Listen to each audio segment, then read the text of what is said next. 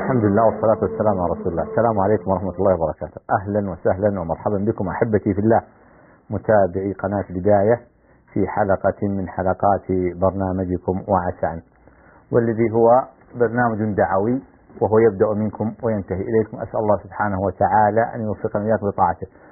أنتم أحبتي في الله مشاهدي ومتابعي هذه القناة الطيبة المباركة ومتابعي هذا البرنامج، أنتم بعد توفيق الله ومنه وفضله وكرمه أنتم الزاد الحقيقي لهذا البرنامج. بشائر الخير بحمد الله سبحانه وتعالى تتوالى، أعداد المسلمين بحمد الله تزيد، الدعاة شعروا بمقدار تفاعل كثير من الأخوة، وإن كنا لا نزال نطمع في تفاعل أكبر وأكثر، وأن حقيقة يبذل الجميع جهده بقدر ما يستطيع في نشر مثل هذه الحلقات والإعلان عنها وتوزيع أرقام الدعاة. ستظهر بعض أرقام الدعاة أمامكم لمن أراد الاتصال الدعاة بعد هذه الحلقة، كما ستظهر أرقام أو رقم ثابت لمن أراد الاتصال علينا ونطق الشهادة على الهواء. كونوا معنا أحبتي في الله. لا يفوتني أن أذكركم أحبتي في الله أن هذه الليلة الطيبة المباركة ستكون دعوة باللغة الفلبينية بلغة التقالوج، فمن كان عنده أحد من العمالة أو صديق أو يعرف أحد يسمح له في هذه الدقائق القادمة أن يتابعنا، أو يتصل بمن يعرف ممن كان عنده أحد من يتحدث بلغة التقالوج وأن يتابعنا في الدقائق الباقية ويحتسب الأجر عند الله سبحانه وتعالى. وهذا من الدعوة إلى الله سبحانه وتعالى، بل هو من أعظم أبواب الدعوة إلى الله سبحانه وتعالى والدلالة إلى الخير. لا يفوتني أحبتي في الله أن أشكر بعد الأخوة في مكتب القضيات بعد ذكر الله سبحانه وتعالى على رعايتهم هذا البرنامج، والأخوة يشرفون على وقف خيري. أسأل الله سبحانه وتعالى أن يعينهم على إتمامه حتى يكون صرف وضيع هذا الوقف الطيب المبارك على مناشط المكتب. ولذكر الأخوة أنها ستكون على 30 وجه من وجوه الخير. نسأل الله سبحانه وتعالى أن يعينهم وأن يقضي يعني ما بقي من من هذا الوقف المبارك. نهيب بالأخوة والأخوات الوقوف مع الأخوان ودعمهم حتى ينتهي هذا الوقف. بين يدي أو أنا بين يدي شيخين كريمين من الدعاة الله سبحانه وتعالى، أخونا وحبيبنا وشيخنا الشيخ محمد الدين أبو عمر من دعاة مكتب الدعوة والإرشاد البطحاء. السلام عليكم أبو عمر. عليكم السلام ورحمة الله وبركاته. حياكم الله يا شيخ، بارك فيكم. كيف الحال؟ الحمد لله بخير. أيضا أخونا وحبيبنا الشيخ عمر تارون من دعاة مكتب الدعوة وتوعية الجهات البطحاء. السلام عليكم أبو جبريل. وعليكم السلام ورحمة الله وبركاته. How is everything? Fine, alhamdulillah. Life is going okay. Alhamdulillah. So Abu Umar, because we don't want to waste any minute of our program. So last episode that we started with Tawheed, alhamdulillah, and we used to do that because it's the most important thing. Tawheed, when we say that the Tawheed in Islam is to testify that there is only one God, or as you mentioned, and you and Sheikh Umar, that it's the oneness, and there is a difference, big difference between the oneness and the unity. Yes. Because in Islam, I'm talking about oneness, that Allah subhanahu wa ta'ala is one, and the unity in Christianity, they say three in one, and one three, and there is big difference. We cannot say they are similar to each other. Do you agree with me or not? Yes, we agree. So now we will talk about, many people that we talk about in the non-Muslim. There is big misconception or big misunderstanding about Muhammad sallallahu alaihi wasallam, our Prophet and Messenger Muhammad, peace be upon him, Allahumma salli wa sallam barik alayh. And we would like to talk, because we talked about the first part, there is no true God but Allah, and there is Muhammad is his messenger. So who is Muhammad in Islam? MashaAllah. Assalamu alaikum wa rahmatullahi wa barakatuh. Yes, alhamdulillah wassalatu wassalam ala rasulullah. Sa ngalan ng Allah, mapagpala ang mga bagin, naway ang kapayapaan at pagpapala ng Allah ay sa huling propeta na si Muhammad sallallahu alaihi wasallam at sa lahat ng mga sumusunod sa kanya hanggang sa huling araw. Sumainyo nawa ang kapayapaan at pagpapala ng Allah. Alhamdulillah, sa unang-una nagpapasalamat tayo sa Allah subhanahu wa ta'ala at nagpapasalamat din tayo sa Qanatul Bidayah na palagi tayong iniimbitahan dito at sa sponsor nito na Gurayat Islamic Center. So alhamdulillah, kung titingnan natin, nung nakaraang linggo, nagpaliwanag tayo tungkol sa kaisahan ng Allah o the oneness of Allah subhanahu wa ta'ala. So hindi ito magiging kompleto kung hindi natin bibigyan ng pansin yung paliwanag din ito na galing sa Allah subhanahu wa ta'ala, which is ang huling propeta na si Muhammad sallallahu alaihi wasallam. Kung titingnan natin, ang mga Muslim sa ngayon, nung dumating ang propeta Muhammad o naging propeta siya ng Allah subhanahu wa ta'ala bilang huling propeta, doon pa lang nalaman ng mga Muslim, ng mga mananampalataya, kung sino si Mesias Jesus, sino si David, sino si Aaron, sino yung mga propeta na ipinadala ng Allah, si Propeta Abraham, Noah. Bakit? Si Propeta Muhammad sallallahu alaihi wasallam, siya ang nagturo sa lahat ng mga Muslim, sa lahat ng mga mananampalataya, kung sino yung mga tao na ito. At kung paano niya binigyan diin yung pagtuturo, yung tungkol sa pagsamba sa nag-iisang Diyos lamang. Alhamdulillah, bilang isang Muslim, hindi ka matatawag na Muslim hanggat hindi mo mamahalin ang Propeta Muhammad sallallahu alaihi wasallam nang higit sa iyong sarili, nang higit sa iyong magulang. So, kung titingnan natin, sino ba si Muhammad sallallahu alaihi wasallam? Pag sinabi namin sallallahu alaihi wasallam, ang kahulugan nito, sumakanya nawa ang kapayapaan. Bakit? Unang-una, si Propeta Muhammad sallallahu alaihi wasallam na nagtuturo sa amin na sambahin ang nag-iisang Diyos, siya rin ang nagtuturo sa amin kung paano gampanan at kung paano mahalin ang lahat ng mga propeta na ipinadala ng Allah subhanahu wa ta'ala. Si Muhammad sallallahu alaihi wasallam, siya ang pinili ng Allah bilang huling propeta at sugo ng Allah. Isa doon na bago siya naging propeta ng Allah subhanahu wa ta'ala, si Propeta Muhammad sallallahu alaihi wasallam, sumakanya ng paypaan, ay nakilala na siya sa kanyang lugar na mapagkatiwalaan, al-amin. Siya ay mapagkatiwalaan, siya yung nagsasalita ng katotohanan. Never siya nagsalita ng kasinungalingan nung hindi pa siya pinili ng Allah subhanahu wa ta'ala bilang isang propeta. So dito, makikita natin na ang mga Muslim sa buong mundo, sa pagsunod sa kanya, ay nakikita din ng mga Muslim yung isang tao na dapat mong sundan. Kung ang isang tao ay hindi siya nagbibigay sa iyo ng kabutihan at nagkaroon pa ng mga tinatago na mga kasalanan, so hindi siya dapat tawagin na propeta at hindi siya dapat sundin. Ngunit ang propeta Muhammad sallallahu alaihi wasallam, siya ay pinili mismo ng Allah subhanahu wa ta'ala bilang isa sa the best, unang tao na dapat maging halimbawa. One of the best prophet and one of the best messenger of Allah subhanahu wa ta'ala, and Muhammad sallallahu alaihi wasallam is the best of the example. Yeah. So, do you have something to add, Abu Jibril, before I go to about Muhammad sallallahu alaihi wasallam? Okay, Sheikh, inshallah. Bismillahirrahmanirrahim. Alhamdulillahi Rabbil Alamin. Wassalatu wassalamu ala ishrafil anbiya'i wal mursalin nabiyina Muhammad wa ala alihi wa sahbihi ajma'in. Amma ba'd. Puri ay sa lamang Panginoon ng mga daigdig. Naway ang kanyang pagpapala ay pumasa huling propeta na si Propeta Muhammad sallallahu alaihi wasallam sa kanyang pamilya at mga kasamahan sa lahat ng mga taong tumatahak sa tuwing na landas hanggang sa huling araw. Assalamualaikum warahmatullahi wabarakatuh. Alhamdulillah, ang napakaganda ng binahagi sa atin ni Brother Muhammad tungkol sa pagkakakilanlan ng huling propeta ng ating dakilang tagapaglikha na si Propeta Muhammad sallallahu alaihi wasallam. Actually, kung ating tatalakayin ang katauhan ni Propeta Muhammad sallallahu alaihi wasallam, ito ay magbibigay ng sapat na linaw at maaring matuturing natin isang magkakaroon ng magandang pagtanggap.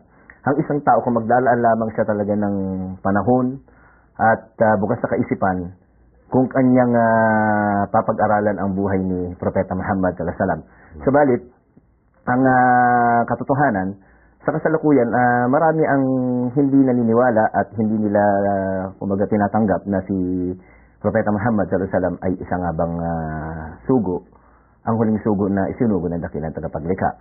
Actually, kung titingnan natin, si Propeta Muhammad sallallahu alaihi wasallam, ang isang palatandaan para masabi natin ang isang tao ay maituturing na isa sa mga sugo, maaari tayong magkaroon ng pagtatalakay na kung saan maaring panghawakan ng bawat isa at maaari nating matanggap para masabi natin na sa talakayang ito ay masasabi natin talagang ang isang tao nga ba ay matuturing na isang sugo. Unang-una, ang isang nagsasabing propeta, siya ay masasabi nating propeta kung halimbawang siya nga ay talagang isinugo ng tunay na nag-iisang tagapaglikha. Of course, marami ang sa kasalukuyan nagsasabi na sila ay sugo, marami ang mga sinasabing nakilalang sugo. Subalit, ang tanong dito, sa bawat relihiyon na umiiral sa kasalukuyan, pawang lahat ng mga relihiyon na yan ay merong nag-aangking sugo. Kaya napakahalagang talakayin dito yung kinakailangan ang nagsugo, doon sa sugo na yun, sinasabing sugo, ay yung tunay na nag-iisang Diyos. So, nandito na naman yung tinatawag na talakayin doon sa Tauhid. At yung konsepto talaga ng tunay na Diyos. Para masabi natin na siya ay tunay na Diyos, of course, pinakilala ng kanyang sugo ang kanyang mga katangian. Ang katangian na nagpapakilala sa kanya na siya ay talagang tunay na tagapaglikha na hindi katulad ng kanyang mga nilikha.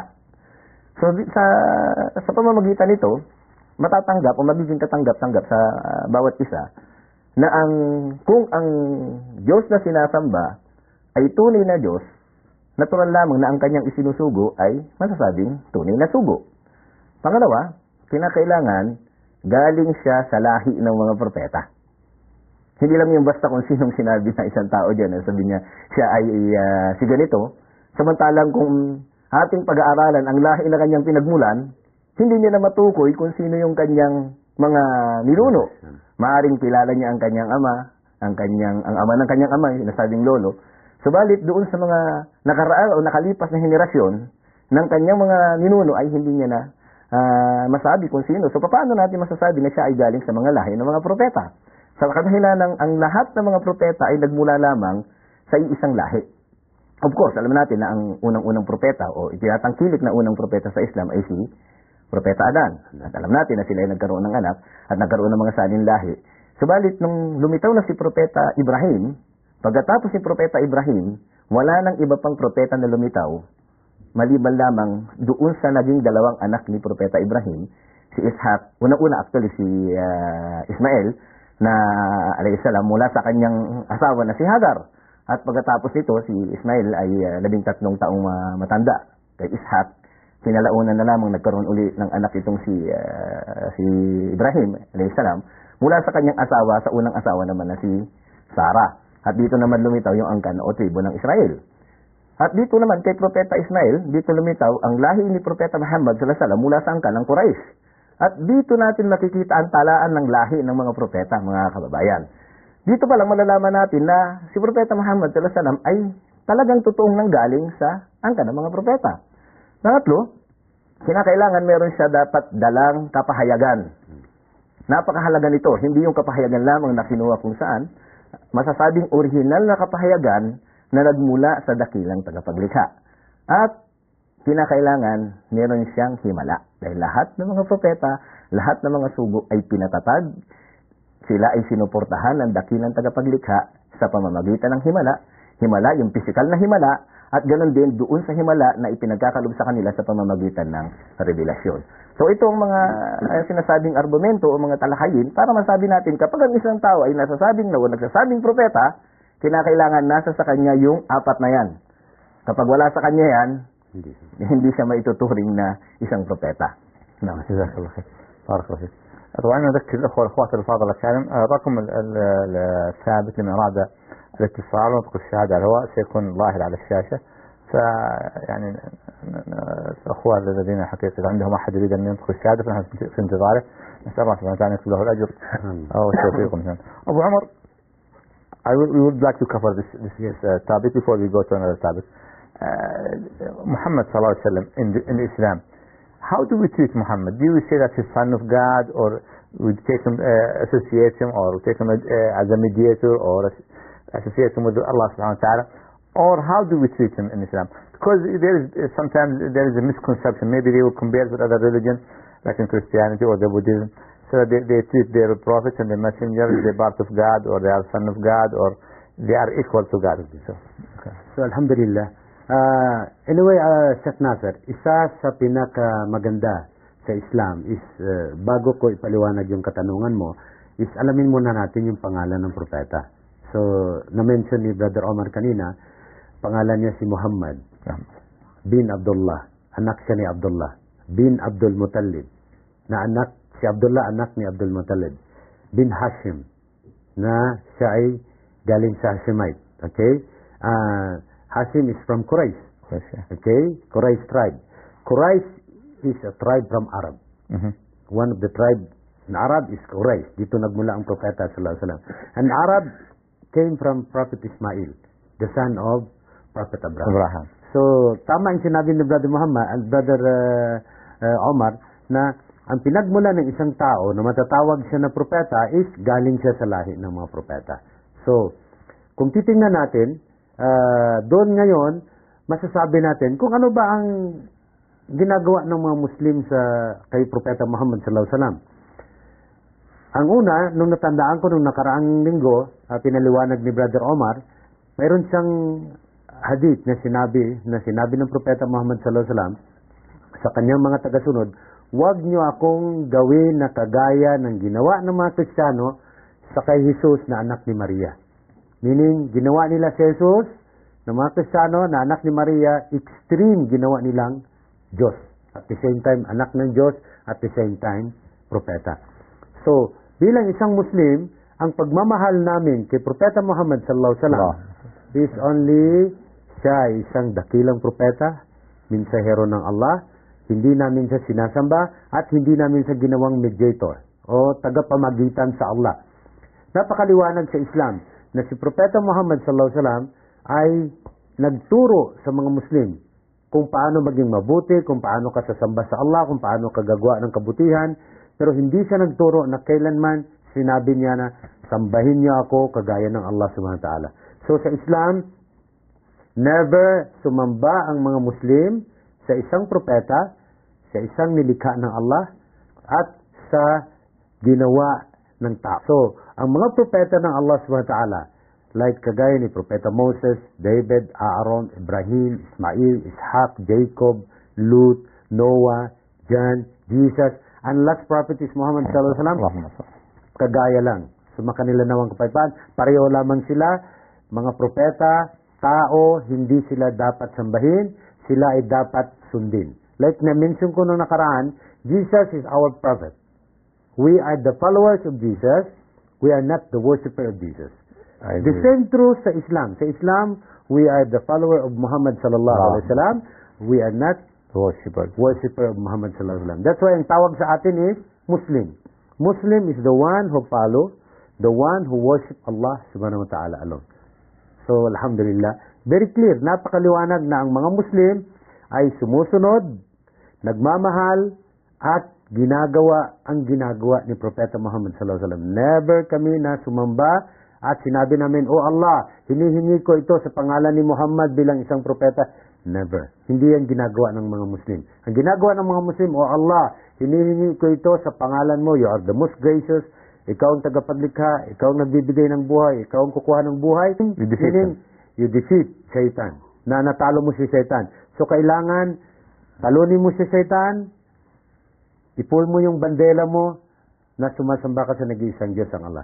Pag nakuha mo yan, you will be a candidate to paradise. Ikaw ay kandidato na papasok sa paraiso. You are now filing your candidacy to enter paradise. Inshallah. So you have to work for it. Alhamdulillah, wag natin i-delay because ito ay pagkakataon na ibinigay ng Allah sa atin. This is paradise and hellfire. Maraming salamat. So our dear viewers are waiting for you to be with us and to declare shahada, to say ashhadu an la ilaha illallah wa ashhadu anna Muhammadan rasulullah. There is no true God but Allah. There is Muhammad messenger. Sheikh Omar, Abu Umar, he was talking about Muhammad sallallahu alaihi wasallam and he was mentioning his name. That name is Muhammad bin Abdullah bin Abdul Muttalib bin Hashim. He mentioned him and he said Quraysh is one of the tribes of Arab. Does it mean that Muhammad he was sent only to the Arab or what? Actually, itong isang kagandahan ng Islam, no? Ang ating dakilang tagapaglikha, kung titignan natin ang sinasabing lupon o yung mga grupo, yung mga ganoon din ang mga naunang propeta. Ang bawat propeta na isinugo sa kanilang panahon ay nakatalaga lamang o sugo o propeta lamang sa kanilang mamamayan doon sa mga partikular na panahon na yon. Ito ay sa kadahilanang pinakikita din dito na ang Islam, dahil ang Islam ay dati na o noon lang naroon pa, subalit ang Islam na yon ay hindi pa nagiging ganap o hindi pa ginanap ng dakilang tagapaglikha. At nang Allah subhanahu wa ta'ala, ipinadala niya ang kanyang huling sugo na si Propeta Muhammad sallallahu alaihi wasallam, nag-aalingbin sa mga lahi ng mga propeta. Dito ginanap ng Allah subhanahu wa ta'ala ang Islam. At dahil ito'y ginanap na, nangangahulugan na si Propeta Muhammad sallallahu alaihi wasallam, batay din sa talata ng banal na Quran, siya ay pinadala bilang habag sa lahat ng sangkatauhan. Kaya nga mababasa natin actually sa banal na Quran, sinasabi doon, "Wa ma arsalnaka illa rahmatan lil alamin." Ang ibig sabihin nito, hindi ka namin ipinadala maliban lamang bilang habag sa lahat ng sangkatauhan. Kung sinasabi dito na alamin, tinutukoy nito ang tao at ganoon din yung mga nilikha na hindi nakikita, kabilang dito ang mga jin. Ang sinasabing jin, sila yung mga nilikha ng Allah subhanahu wa ta'ala na hindi nakikita, subalit nakikita nila tayo. Ang mga nilikhang ito, sila ay meron ding akil, yung sinasabing merong kaisipan, at meron din silang katulad ng tao na ibinigay na free will. At itong free will na ito, na ibinigay sa mga jin at ganoon din sa mga tao, kapwa sila may pananagutan dito, sila ay pinag-utusan na sumunod, sumamba sa dakilang tagapaglikha, at yung mga susuway sa kanila, sa sugo na ipinadala sa kanila, yaon nga si Propeta Muhammad sallallahu alaihi wasallam, bilang isinugo sa sangkatauhan, kapag sila ay sumunod sa kanyang aral, ipinangangako sa kanila ang kanilang magiging kaligtasan sa habang buhay na kaginhawahan sa Jannatul Firdaus, ibig sabihin sa paraiso. Subalit, kapag sila naman ay sumuway sa dakilang tagapaglikha at sumuway kay Propeta Muhammad sa utos na ipinadala sa kanya, ang naghihintay sa kanila ay ang naglalagablab na parusa sa apoy ng impyerno. Kaya nga ang Allah subhanahu wa ta'ala, isinugo niya si Propeta Muhammad sallallahu alaihi wasallam at sa kanya actually ginanap ang Islam. So mabibisa na, mababasa natin actually sa banal na Quran sa chapter 5 verse 3. Kung saan ang Allah subhanahu wa ta'ala nagsabi doon, "Al-yawma akmaltu lakum dinukum wa atmamtu alaykum ni'mati wa raditu lakum al-Islam dinan." Na ang kahulugan niya, sa araw na ito aking ginanap ang inyong relihiyon at aking kinumpleto ang aking biyaya o pabor sa inyo at pinili ko ang Islam bilang inyong relihiyon. So kaya nga makikita natin dito na ang Islam na ipinadala ng Allah subhanahu wa ta'ala, ang kanyang piniling pananampalataya na ipinagaloob niya sa tao, sa sangkatauhan, ito ay ginanap niya kay Propeta Muhammad sallallahu alaihi wasallam. Kaya naman, dahil ang Allah subhanahu wa ta'ala nagkaloob ng pananampalatayang Islam, kinakailangan din natin susundin si Propeta Muhammad sallallahu alaihi wasallam. Kaya nakabahagi dito ang isang tao pag pumapasok siya sa Islam, ito yung sinasabi ni Brother Muhammad kanina, na ang kahit ng isang tao ay maaring naniniwala sa nag-iisang Diyos. Subalit kung hindi niya tatanggapin at paniniwalaan si Propeta Muhammad sallallahu alaihi wasallam bilang huling sugo, hindi pa rin yun magiging katanggap-tanggap sa kanya. Kaya sa pagtanggap, pagpasok ng isang tao sa Islam, siya ay sasaksi, sasabihin niya, "Asyhadu an la ilaha illallah." Ako ay sumasaksi na walang ibang tunay na Diyos na karapat dapat sambahin, maliban lamang sa Allah. "Wa asyhadu anna Muhammad Rasulullah." At ako ay sumasaksi na si Muhammad ay ang kanyang huling sugo. At dito ngayon, kapag ito ay sinabi niya, siya ay susunod ngayon kay Propeta Muhammad sallallahu alaihi wasallam at sasambahin niya, of course, ang ating dakilang tagapaglikha kung paano sinamba, kinilala ni Propeta Muhammad, ang Allah subhanahu wa ta'ala. At dito natin makikita na si Propeta Muhammad sallallahu alaihi wasallam ay isinugo sa atin, isinugo sa mga sangkatauhan upang gawin nating halimbawa, modelo, tularan sa tamang pagkilala at pagsamba sa tunay na nag-iisang Diyos. Okay. الو ما اظن معنا احد الاخوه المتصلين. السلام عليكم. الو الو انقطع الاتصال. الحمد لله قدر الله ما شاء فعل. We still have so many topics in about Muhammad, but we have other topics also to talk about. But let's try our best to complete it in a few minutes, so that we'll go about the other aspect of Islam. Let's talk about Muhammad alayhi salatu wasalam. Did he treat or did he live as a king or as a prince or as a rich man, or how did he live among his companions and the people? Subhanallah, isa sa pinakamagandang pag-uugali ni Propeta Muhammad sallallahu alaihi wasallam na siya ay namuhay kasama sa kanyang mga tagasunod bilang isang ordinaryong tao. Siya ay nakatira sa masjid, no? Maliit lang na kwarto besides ng masjid, na kung titingnan niya, kung sino man ang magbibisita sa kanya, hindi sila maniniwala na he is a prophet of Allah subhanahu wa ta'ala. He is very simple. But hindi ka makakakita ng isang tao nung panahon niya na pinaka-the best among the generation na itinadala ng Allah subhanahu wa ta'ala. The best of akhlaq, manners, the best of attitude, the best of cleanliness. Even though ang damit ng Propeta Muhammad sallallahu alaihi wasallam mayroong patches, but it's very clean. Alhamdulillah. And the smell of this man is very, subhanallah, it's very beautiful. Very, very nice smell. So, ang Propeta Muhammad sallallahu alaihi wasallam, siya ay namuhay bilang isang propeta at mensahero ng Allah. Pero hindi niya pinaalam sa mga tao, hindi niya pinaalam sa kanyang mga tagasunod na he is a king. And he said, the king of the day of judgment is Allah subhanahu wa ta'ala. I am but the messenger of Allah. Ako ay isang mensahero lamang ng Allah subhanahu wa ta'ala. He was saying that I'm slave, an Abdullah. Yes. Slave to Allah. Slave of Allah subhanahu wa ta'ala. Alipin ng Allah subhanahu wa ta'ala. So, pag sinabing alipin ng Allah subhanahu wa ta'ala, ngayon sa panahon ngayon, i-compare natin yung ibang mga relihiyon. Pag sinabing you are the leader of the religion, you are there. They will see your place, you are rich, you have a good house, you have everything. But Muhammad sallallahu alaihi wasallam, he is richer than us by faith and the position in the next life. That's why, subhanallah, si Propeta Muhammad sallallahu alaihi wasallam, of course, we compare to Muhammad sallallahu alaihi wasallam is very far.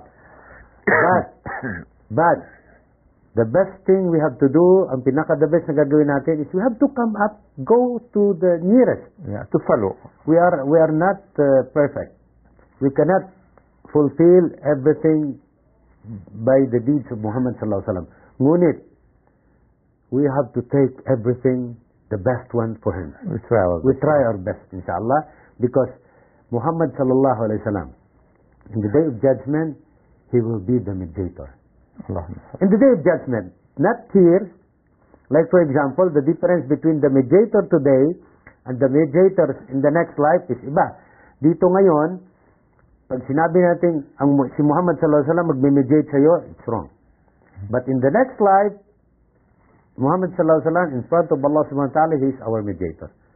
He will mediate all his followers until the day and until Allah subhanahu wa ta'ala ipapasok na tayo sa paraiso. And remember, lahat ng mga propeta, like sinabi ni Brother Omar kanina, lahat ng mga propeta na pinadala ng Allah, only Muhammad sallallahu alaihi wasallam will mediate. Siya yung mag-mediate in the next life. MashaAllah. So, we could say, so we'll go to our, in 1 minute, Omar. Yes. So, what was the real message of Muhammad sallallahu alaihi wasallam? Subhanallah, ang pinaka-mensahe ni Muhammad sallallahu alaihi wasallam is Tawheed. To worship Allah subhanahu wa ta'ala. He said, La ilaha illallah wa anna Muhammadar Rasulullah. Ako'y sumasaksi na walang Diyos na dapat sambahin maliban sa Allah at siya, si Muhammad sallallahu alaihi wasallam, ay propeta at sugo ng Allah. All the message of the messenger is the same. The same. Like Jesus, sabi ni Jesus, worship thy God with all thy heart, with all thy soul, with all thy strength, and none else to be worshipped except only one God. Wala kayong dapat sambahin. Sambahin ng Diyos ng buong puso, ng buong kaluluwa, ng buong lakas. Wala kayong sasambahin maliban sa Kanya. The same. Subhanallah. But alhamdulillah, like sinabi ni Brother Omar kanina, in the time of Prophet Muhammad sallallahu alaihi wasallam, nung panahon ni Propeta Muhammad, sumakanya namang paypaan, dito kinumpleto ng Allah. Al-yawma akmaltu lakum dinakum. Sa araw na ito, binigyan ko ng ganap ang inyong panuntunan sa buhay. That's why if you say Deen is very far from religion. Religion is one of the branch only of Deen. Religion is spiritual aspect ng tao. Ang Deen, complete way of life. Alhamdulillah. This is the difference between us as Muslims and the difference between the Christianity and mga Muslims. I don't know what to say. I said, do I have to say that you burnt my card or you lightened my card? Yeah, because I'll go to Abu Jibril. Alhamdulillah, that all we know as a Muslim, alhamdulillah, that Islam is a complete system of life. Right. So Islam covered all aspects of life.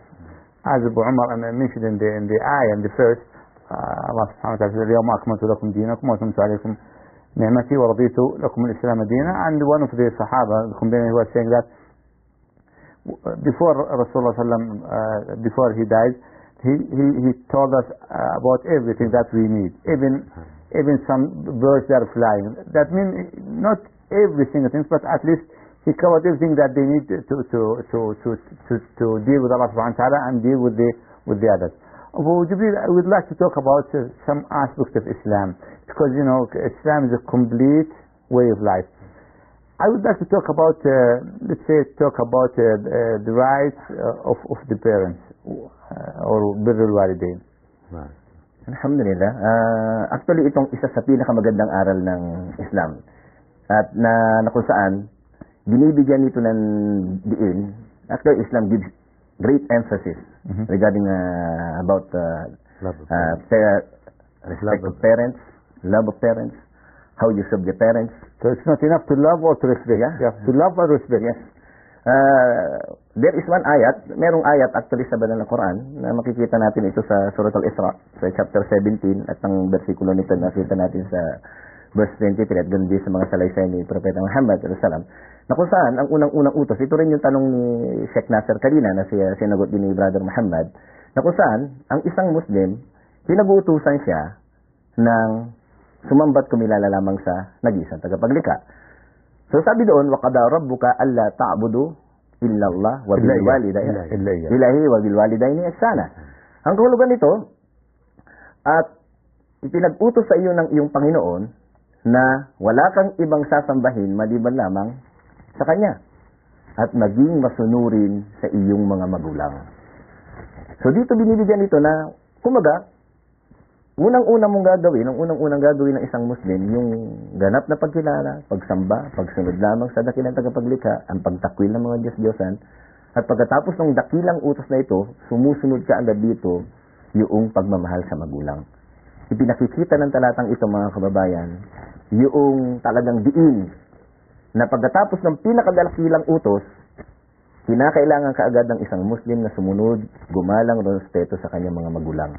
At ito ay pinag-utos din ni Propeta Muhammad sallallahu alaihi wasallam, na kung saan mayroong ilang mga hadith, ilang mga talata sabi natin mga salaysay ni Propeta Muhammad sallallahu alaihi wasallam na makatotohanang iniulat ng kanyang mga kasamahan. Ito yung tinatawag na hadith, na kung saan sinasabi doon na ang kaligtasan, lalong-lalo na sa ina, ang pagpasok ng isang tao sa paraiso ay nakasalalay sa paanan ng kanyang ina.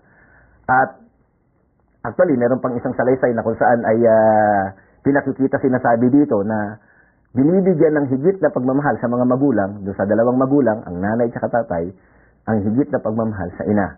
Sa dahilan doon sa sinasabi na hirap na dinanas ng ina sa pagdadala ng kanyang anak, sa kanyang pagdadalang tao, ganoon din sa kanyang panganganak. Kaya naman, ang isang Muslim, pinag-uutusan siyang mabuti na gumalang, rumispeto sa kanyang ina. At actually, doon sa talata na binanggit ko kanina, sinasabi doon na kapag ang isa sa kanila, o ang dalawa sa kanila ay umabot ng yung bang katandaan, sinasabi na fala taqul lahuma uff. Ibig sabihin yung salitang uff, yung bang sa Tagalog, ito yung kadalasang ginagawa ng mga Pilipino, Abu Omar, na kapag ka naiirita sa mga magulang. So, there is we Filipinos, if we become irritated to our parents, for example, if the parents, if they both attain old age, somehow they might ask something which is that irritates a person. So if the Arab says oof, the Filipinos they say, instead of saying oof, the tradition of the Filipinos they do like this. It's the same. Yes, it's the same. So ganun nga, katulad na sinasabi ko ngayon ng mga kababayan. Do I have to ask you a break? We have one sister that wants to say شهادة. معنا أحد يا أخوان؟ السلام عليكم. السلام ورحمة الله. مساك الله بخير أخوي. يا هلا مرحبا. الله يحييك ويبارك في عمرك. سم. يا هلا وسهلا. سم. أبدا عندنا الخادمة تنطق الشهادة. الله يجزاك الجنة. وأسأل الله أن الله لا يحرمك أجرها شرها لنا ولكم. لكم إن شاء الله. نعال على جهودكم، الله يجزاكم الجنة. آمين. الله يوفقك يا رب. عطني يا شيخ. تتكلم إنجليزي ولا لا يا شيخنا؟ لا تتكلم إنجليزي. عطني. But she's not Filipino, so you are both out of that. Assalamu alaikum, sister. Alaikum salam. How are you? I'm fine. Are you ready, sister, to be a Muslim? Yes. 100%. Huh? It's 100% from your heart. Nobody forced you for that. Okay? Okay. بس لو اخواننا اصحاب البيت لو تكرمتوا تقصون صوت التلفزيون تسمعوني من الهاتف مباشرة لو سمحتوا تكرمتوا. Okay, sister. Yeah. Repeat after me word by word. Okay? Yeah. Okay. Say أشهد أشهد أن أن لا إله لا إله إلا الله إلا الله وأشهد وأشهد أن أن محمدا محمدا رسول رسول الله. الله. ما شاء الله. That means I bear witness there is no true God but Allah, and I bear witness Muhammad is a messenger. It's clear for you, sister, now? Okay. What? It's clear for you. What? I said it's clear for you now. You are Muslim. Alhamdulillah. Okay. الحمد لله الحمد لله. Congratulations. Congratulations. نبارك للاخوان الله لا يحرمهم. طبعا نبه الاخوان يا اخوان من باب التذكير فقط ولا مثل هذا الكلام امثالهم انه الان تغتسل الاخت الفاضله ثم تصلي صلاه المغرب ثم تصلي صلاه العشاء. نسال الله سبحانه وتعالى ان يجعل ذلك من حسناتين. ما ادري الاخوان بدنا نخرج الى فاصل قصير نعود بعد الاستكمال ما بقي معنا من فقرات حلقتنا. نعود اليك بعد الفاصل. كونوا معنا احبتي في الله.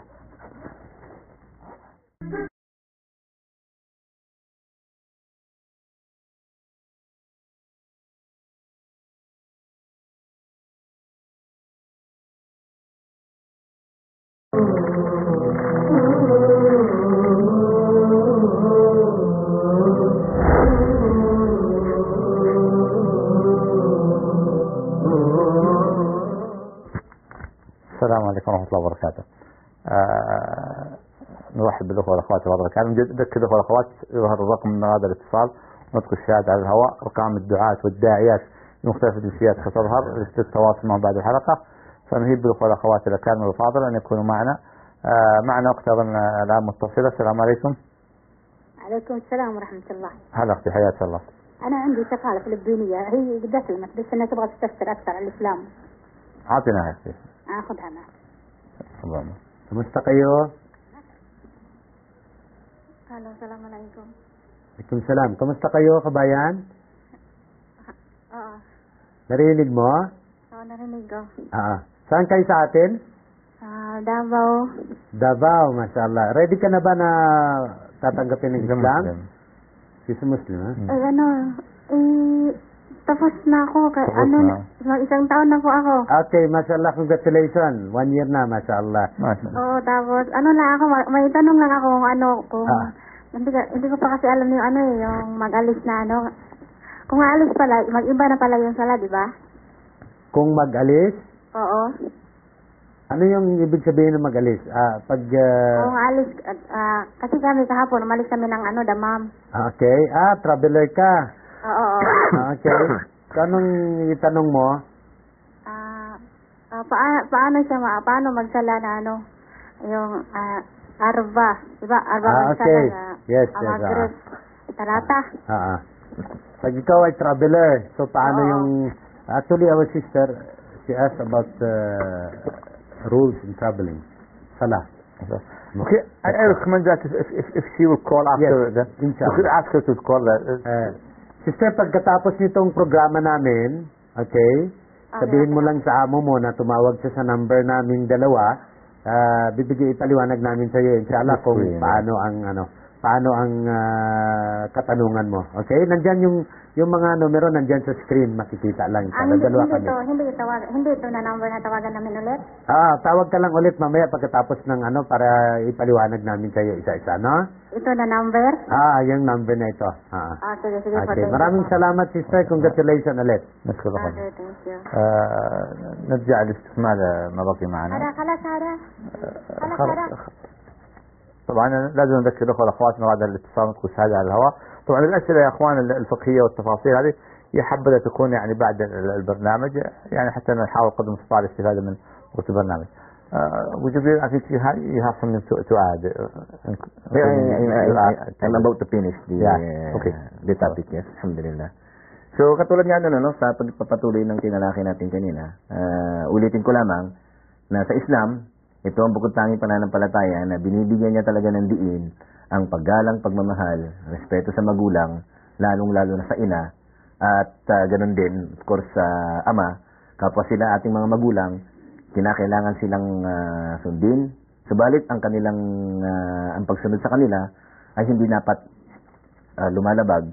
Meron din itong sinasabi natin na maaaring limitasyon kung ang ipinag-uutos ay hindi makakaapekto doon sa tinatawag na pagsunod, pagsamba sa dakilang tagapaglikha. Kinakailangan natin sinasundin. Subalit, kung ang kanilang pinag-uutos naman ay ang paglabag, halimbawa yung tinatawag na paglabag doon sa mga pinahihintulot, katulad halimbawa yung pagsagawa ng haram sa Islam, lalong-lalo na yung pagsamba sa mga Diyos-Diyosan, dito sa puntong ito ay ito lamang ang dahilan kung ang isang tao ay maaari niyang o isang Muslim ay maaari niyang hindi sundin ang kanyang mga magulang. So, Exactly. Abu Umar, I'm trying my best to be fast and go with me. Abu Umar, also the second or the other aspect, that we would like to talk about marriage life in Islam. Could you talk something about the marriage life in Islam? How did they get married? Mashallah, bilang isang Muslim ay napakahalaga na mayroon kang rules o batas kung paano magmahal sa magulang, kung paano mag-asawa, ano ang gagawin. So, alhamdulillah, because Islam is a complete way of life, ito ay kumpletong panuntunan sa buhay, tinuruan tayo ng Propeta Muhammad sallallahu alaihi wasallam na gagawin ito, especially yung pag-asawa. Ang Propeta Muhammad sallallahu alaihi wasallam, maraming nagsasabi sa kanya na siya ay maraming asawa. Okay? You have more than one wife. Many. Meron isang asawa, siya mga asawa niya, merong 11, merong marami. Merong nagsabi. Ito yung misconception nila sa mga Muslim na ang mga Muslim daw ay maraming asawa. First, alhamdulillah, bilang isang Muslim, ang Propeta Muhammad sallallahu alaihi wasallam, kaya sa pinayagan ng Allah subhanahu wa ta'ala na mag-asawa ng more than 1, more than 2, more than 3, more than 4, more than 5, more than 6, pinayagan siya because itong lahat ng ito ay halimbawa. This is one of the examples ng mga Muslim. Like si Muhammad sallallahu alaihi wasallam, nag-asawa siya kay Khadija, siya is 20 years old, Khadija is 40 years old. Older than her, older than him. Okay? And he loved her so much. So much. Hindi siya nag-asawa nung buhay pa si Khadija, radiyallahu anha. So, mahal na mahal niya si Khadija. Talagang minahal niya hanggang siya nagkaroon sila ng anak. Talagang dinuhos niya ang pagmamahal niya kay Khadija radiyallahu anha. So, nag-asawa din nang namatay si Khadija radiyallahu anha, nag-asawa ang Propeta Muhammad sallallahu alaihi wasallam ng maraming babae. Merong mga babae na mismo ang kanilang magulang ay ibinigay sa Propeta Muhammad sallallahu alaihi wasallam ang kanilang anak para pakasalan, like si Aisha radiyallahu anha, the only virgin sa lahat ng asawa ng Propeta sallallahu alaihi wasallam, the only virgin na napakasalan ng Propeta Muhammad sallallahu alaihi wasallam. Bakit? Because dito makikita mo na ang mga Muslim may mga rules sila na sinusundan, lalong-lalo na ang Propeta Muhammad sallallahu alaihi wasallam. Pwede kami mag-asawa ng balo, pwede mag-asawa ng matanda, pwede mag-asawa ng bata, pwede mag-asawa ng slave, pwede mag-asawa ng maraming combination ang binigay o pinaliwanag ng Propeta Muhammad sallallahu alaihi wasallam bilang isang Muslim. That's why, pag sinabing way of life, ito ay panuntunan sa buhay. So, pupunta muna ako sa iyo, Chef. Jazakallah khair. Does you have a call here? Hello, assalamu alaikum. نقطع الاتصال يا اخوان. معنا حد؟ السلام عليكم. وعليكم السلام ورحمة الله وبركاته. لو سمحت. أيوة نعم، السلام عليكم. وعليكم السلام ورحمة الله وبركاته. لو سمحت حابة العاملة عندي كلمة داعية ما قدرت. سمعتنا يا أختي. تفضل. والله. Kumusta kayo, sister? Magandang gabi. Okay. Hello? Hello, Chef. Hello, magandang gabi po, sister. Kumusta kayo? Magandang gabi rin po. Okay. Ako'y, isang Pilipina rin. Yeah, ready ka na ba na mag-embrace ng Islam? Muslima ka na. Noong pa, 7 taon na ako dito sa Islam. Mashallah. Sa bayan. Mashallah. Congratulations, sister. Congratulations. Oh, thank you. Gusto ko lang sabihin sa inyo na itong Barnamij na ito, lagi akong nanonood. Kaya, Mashallah. Kaya binabati ko kayong mga Muslim dito sa Saudi. Allahu Akbar. Ganun din ako. Congratulations, sister. Napakaganda ka bayan, napakaganda. I'm very happy to become a Muslim. Allahu Akbar, Allahu Akbar. Ayun, Thank you very much din. MashaAllah. Maraming Congratulations. salamat din. Allah ijaz khair. Maraming MashaAllah. salamat din. Kaya ang sinabi ko sa amo na, natatawag. MashaAllah. Maraming salamat kabayan. Maraming Ang salamat din, ganda-ganda sister. ng- Congratulations again. Inshallah na ikaw Okay, kapatid namin sa thank you. Islam. Thank you. Thank you. Assalamualaikum. Jazakallah. May Allah, sister, may Allah bless you and guide you. Thank you for this lovely words. That Allah Alhamdulillah, Akbar. she showed that she's very happy to be a Muslim. Yes. Since she lived a long time in Christianity. Not that thing only. She wasn't Tagalog, but She called up because she is very happy of the program. Alhamdulillah. And this Alhamdulillah. program Watching is very, this, yes, Alhamdulillah. We appreciate the program very much. Ask Allah qabul, ikhlas, sincerity and آمين. to be faithful. جزاك الله معنا في اتصال. طيب السلام عليكم. وعليكم السلام. هلا حياك الله اختي يا هلا. الله يحييك. سمي. عندي شغالة فلبينية وتبغى تسلم لأول مرة. الله يسلمك من كل شر انت وعيالك وذريتك السؤال ده اسمع. عطني يا اختي. عادي. I'm out of my mouth. Your turn. السلام عليكم. Waalaikumsalam. Kamusta kayo? Mabuti po. Magandang gabi po. Saan kayo sa atin, Sibayan? Sa Masbati po. Masbate, mashallah, the place of New Caparino. So Masbate? anyway, yes. I know Chabati, but Masbate, ha? Okay. Sister, ready ka na ba na mag-embrace ng Islam? Opo, naisipan ko po na parang maganda po yung Islam. Mashallah, Kaya mashallah. sinabi ko po sa amo ko na gusto ko din pong maging Islam. Okay. So, ang gagawin mo ngayon, sister, susundin mo lang yung sasabihin ng chef natin pagkatapos nun ikaw ay Muslim na. Ang kahulugan nun, para at least maintindihan mo, ikaw sumasaksi na walang Diyos na dapat sambahin maliban sa Allah at ikaw sumasaksi na si Muhammad sallallahu alaihi wasallam ay huling sugo, halito at propeta ng Allah. Sundin mo lang, hinay-hinay, inshallah, Muslim ka na. Inshallah. Okay? Okay. Ready, sister? Hello, sister. Are you ready now? Opo. Okay. Repeat after me word by word. Say, Ashhadu Asyhadu an an la ilaha la ilaha illallah illallah wa ashhadu wa asyhadu anna anna Muhammadan Muhammadan Rasulullah. Rasulullah. MashaAllah. Congratulations, sister. May Allah bless you and guide you. الله يا أخوات. شكرا. شكرا sister. شكرا. أختي الفاضلة الآن تغتسل الوقت والصلاة. احرصي الله يجزاكم جنة وكذلك الأخوات اللي سبقوا والإخوان يعني تجتهدوا عنكم تعلمونها يعني تصلوا ربة البيت معها خطوة بخطوة ولا تنسون يا إخوان تواصلوا مكاتب الدعوة والشرعيات الجاريات لتسديد ما تحتاجه من أمور دينها. هذا في ميزان حسناتكم. كل حرف تتعلمه منكم أو كل فعل أو كل عبادة فهذا في ميزان حسناتكم. تخيل أنها تصلي في اليوم 5 صلوات لكم أيضا 5 صلوات بالإضافة للصلوات التي أديتموها. معنا حد يا إخوان؟ أعتقد ما معنا حد. ما شاء الله. سمي ضامر. خلاص. يا خلاص. Now, go ahead. there is one very beautiful point. Almost of the Muslim today. Maybe عندنا أحد يا إخوان؟ سمو بعمر. ما شاء الله. ولا? Sorry. No, we have a call. Sorry for that. Welcome. Yes. I would like to interrupt you, but I've been forced to do it. But this is very important. جزاك الله خير. Hello, السلام عليكم. Good evening. Kamusta kayo, kabayan? Hello? Hello. Saan kayo sa atin? Tacloban. Tacloban, Leyte, ha? So, ready ka na ba na mag-embrace ng Islam? Oh, Okay. Kagaya sa sinabi kanina ng sister natin, sundin mo lang yung sasabihin niya sa wikang Tagalog, sa wikang Arabic, pagkatapos nun ikaw ay Muslim na, inshallah. Okay? And to the sister to listen to us not from the TV, from the TV. Yes. At pakinggan mo yung boses namin sa telepono, hindi sa TV, ha? okay po. Okay, so susundin mo lang yung sasabihin niya. Tfadal siya. Okay po. بس أذكر إخواننا أصحاب البيت الله يجزاهم الجنة لو قصروا التلفزيون تسمعنا الأخت مباشرة من الهاتف. ألو sister. Hello. Hello. Okay, follow me through the phone, not through the TV. Okay, sister. Okay. Okay. Say أشهد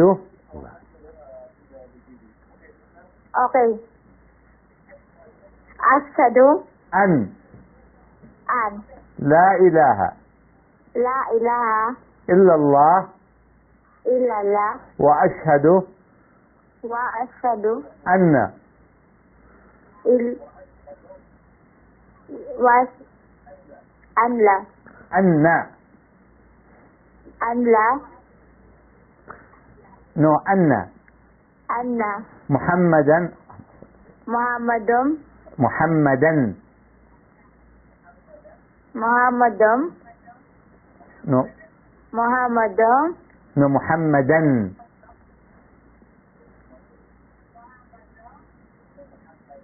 Muhammadan. رسول الله. Rasulallah. ما شاء الله ما شاء الله. مبروك مبارك له البيت الكريم. الله بالصلاة والغسل الآن. صلى الله عليه وياكم ويثبتني وياكم على طاعته حتى نلقاه. ما ادري كم بقي يا اخوان حبايب لنا من الوقت. دقيقتين والله ما ادري. ابو عمر we have 1 minute. Can you say anything in this 1 minute? Yes, go ahead fast.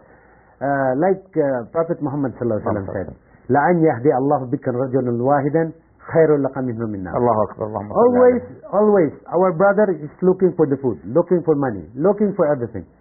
But if they guide their housemaid, their worker in Islam, they will look this reward. الله أكبر. What Rasul sallallahu alaihi wasallam. اللهم صل. So he told us لأن يهدي الله بكرا رجلا واحدا خير لك من النار. الحمد لله. الله أكبر. So this is very important. هذا هو المكسب الحقيقي. نسأل الله سبحانه وتعالى نستمنكم في طاعته. Abu Jubair, have something in half a minute to say? Okay, Sheikh. Ganun pa rin, sa mga paalala palagi doon sa mga taga-pakinig natin, taga-panood natin, na huwag kayong mag-atubili na tanggapin ng Islam upang nasa ganun maramdaman ninyo yung kaligayahan na nararamdaman natin at dito lamang sa tanging pananampalataya lamang na ito magkakaroon tayo ng kaligtasan sa kabilang buhay. Amin. جزاك الله خير. طبعا نذكر الأخوة والأخوات الفاضل الكرام سواء سبحانه وتعالى يحرمهم الأجر أن يحرصوا كل الحرص على تذكير الناس متابعة مثل هذا البرنامج يا إخوان، توزيع الأرقام ونشرها. أرقام الدعاة نشرت في عدة مرات ووزعت عبر الواتساب ووسائل. أنا أذكر الأخوة والأخوات الأفاضل الكرام حقيقة بحساب رائع جدا ومفيد، هو معا لدعوة العمالة، معا لدعوة العمالة في فائدة كبيرة. الحلقات التي مضت وأرقام الدعاة والداعيات، من أراد أي فائدة أو أي معلومة يذهب إلى ذلك الحساب سيجد فيه الخير كثير بإذن الله تعالى. أنا أذكر الأخوة والأخوات الأفاضل الأكارم أنه الحلقة القادمة يوم الأحد القادم من مد الله في عمري وعمركم نسأل أن يجعلها على طاعة وثبات على دينه ستكون باللغة السريلانكية. فالله يا أخوان احتسبوا الأجر بنشر هذا الأمر وتذكير الناس به. سيتم نشر هذا الأمر. كبار المغردين من مشايخنا الأفاضل الأكارم جزاهم الله خير دائما يتفاعلون معنا ويعني يتركون علينا أو على عاتقنا الجمائل دائما لهم. نسأل الله سبحانه وتعالى يحرم الأجر. أيضا أشكر الأخوة الأفاضل أكاد مكتب الدعوة ولاية الجاليات بقريات على رعايتهم لهذا البرنامج، وأهيبكم محبتي في الله دعم هذا المكتب الطيب المبارك. نسأل الله سبحانه وتعالى أن يستعملهم في طاعته. كما لا يفوتني في آخر هذه الحلقة أن أذكر الأخوين الفاضلين عمر شارون من مكتب الدعوة ولاية الجاليات في البطحة. شكرا أبو جبريل. ثانك يو. أيضا الشيخ محمد الذين مكتب الدعوة ولاية الجاليات في البطحة. أخوتي وأحبتي في الله، هذا الكادر الفني الجميل في قناة بداية من فنيين وإداريين، أسأل الله سبحانه وتعالى لا يحرم هذا الوقوف وهذه اللحظات. دعواتكم لهم ولنا أن بالأجر العظيم من الله سبحانه وتعالى بالثبات هدينا. حتى ألقاكم في الحلقة القادمة يوم الأحد القادم. أترككم أحبتي في الله في رعاية الله ولا تنسونا من دعواتكم. سبحانك اللهم وبحمدك أشهد أن لا إله إلا أنت أستغفرك ربي وأتوب إليك. جزاكم الله خير والسلام عليكم ورحمة الله وبركاته.